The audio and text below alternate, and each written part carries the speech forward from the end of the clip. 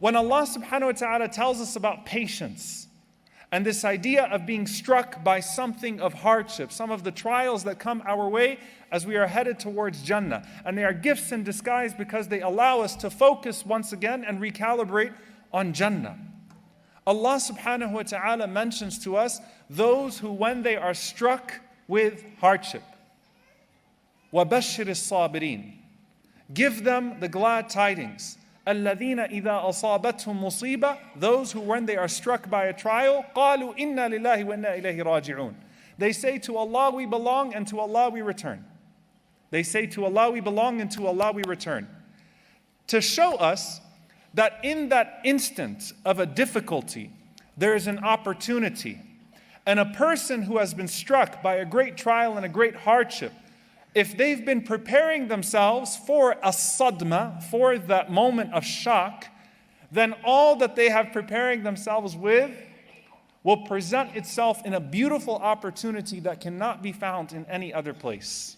The Prophet ﷺ said, "As-sabr 'inda as-sadmati al-ula," that patience is at the first strike. You don't just suddenly garner up patience when a massive tribulation comes to you. You prepare yourself for a massive sadma, for a massive moment of trial, and naturally, what you have been nurturing inside of you materializes in a beautiful inna lillahi wa inna ilayhi raji'un.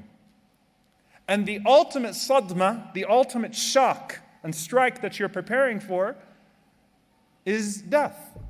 Because even if you proceed through this life with relative ease, all of us will have the sadma, that moment of death.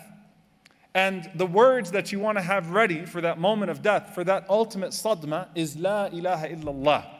If you can say La ilaha illallah at your last moments, and subhanAllah, if you've been around dying people, you will see how difficult it is to have someone say La ilaha illallah at that last moment. But if you can garner up an entire life of trying to live by kalimat al-tawheed, trying to live by that word of La ilaha illallah, and then it materializes in a word of La ilaha illallah in that final moment of your life, you enter into Jannah.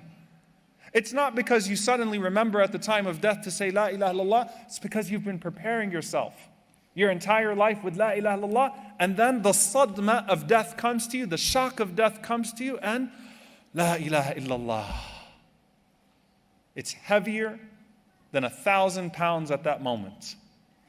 But its weight and its reward is eternity in Jannah, because you prepared yourself for that sadma, for that shock.